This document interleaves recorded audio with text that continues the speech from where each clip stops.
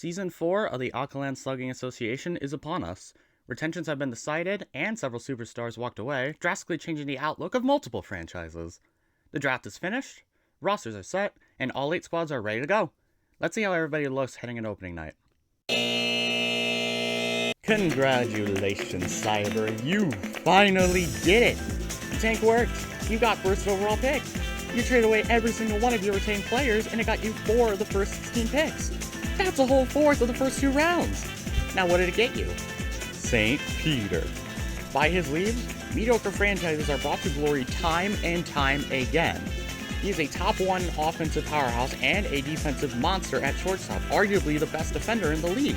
An excellent choice to build your franchise around. Now, what else did those picks get you? I mean, sure, you got some totes early in the draft, and Luigi's back for another round, which is always nice, but the highlights essentially end there. Free Magic Koopa's fine, but he's only just starting caliber, and the same goes for basically the rest of your team. Toadette, she's outfielder of the year, sure, but she's a liability at the plate. Kareem and Bird, they're better off staying on the basketball court. Toadsworth, he hasn't even been worth fielding anywhere since Season 1, not even on the pitching mound. Things are still looking up, and you're in a much better position than anyone expected at the end of last season. Just don't look down. It's a hell of a fall from where expectations have led you. Alright, Spectro, you had the easiest draft of your entire life. Some people wanted you to pick Boomerang Bro in the first round, but it was always going to be Bowser Jr. The second that kid hit free agency, plans were in motion. The rookies field a strong, 4-man deep pitching rotation. 3 amazing power hitters in Fire Bro, Red Critter, and Dark Bones, all of which have been blessed by the ASA patches. And of course, the defense. Good lord, that defense. Cyber tanked for 3 seasons, and even he couldn't get it as good as you got. You're projected at the top in pretty much every power ranking ever devised. For whatever that's worth. Oh, and did I mention the fact that they can get 9 for 9 chem if they don't field that fraud Koopa? Seriously, when the only real weak links on your team are some Red Miis and Koopa the Quick, you're in an amazing position to make a run. Hell, everyone on this roster is locked in. Just look at what Fire Bro did in training camp a few days ago. You built a great team, Spectro. Your scary squad last season now looks downright terrifying. This is your best roster yet, and you should make it to Sundown with minimal difficulty. Now don't fuck it up. Of all the teams to emulate for your first season behind the wheel, DZ, you went with the Season 1 eggs?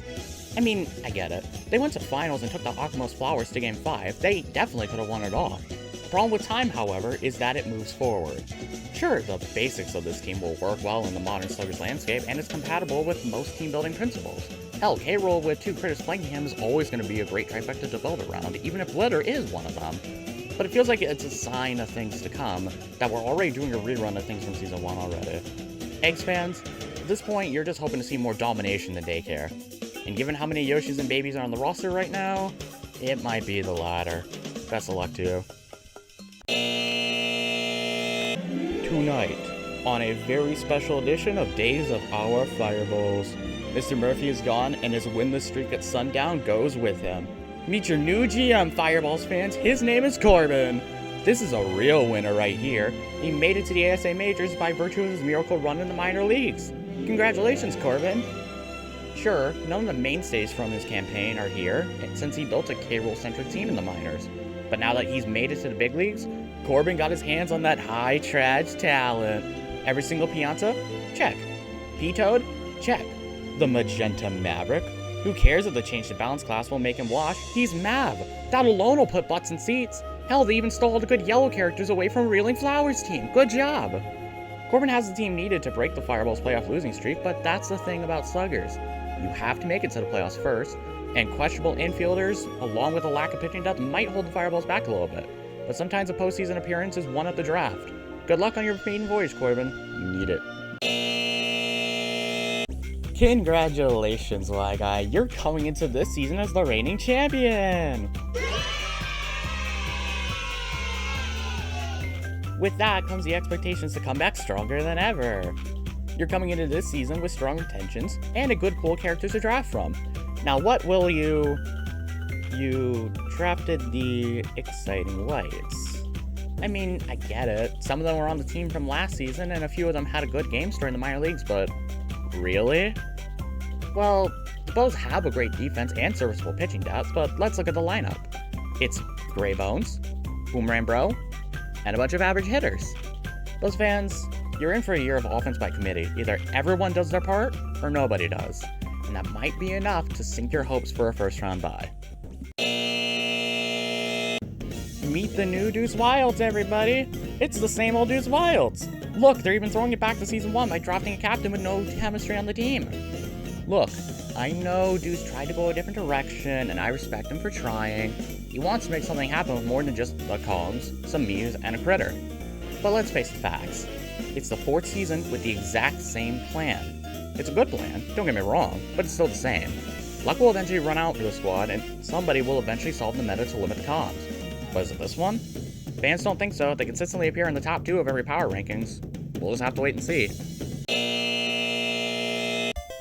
The Akaland Flowers. A historically great franchise that took the current champions to a winner-take-all game in the finals. They're looking to run it back with another season of PD and Hammer Bro dominance. Surely nothing can... Oh. Well then, you still got Wiggler and Hammer Bro to build around. You can at least rebuild in the draft. Right? What do you mean the Fireballs, Wilds, and Bows all still your best options? Christ, you really do have bottom 1 luck. Well, at least you managed to put something together. Wiggler P might not be able to take you to the promised land anymore, but let's see what Whammer can do with the spotlight on him. Good luck, Akamos, and Flowers fandom. You need it. Man, I feel bad for Bowser.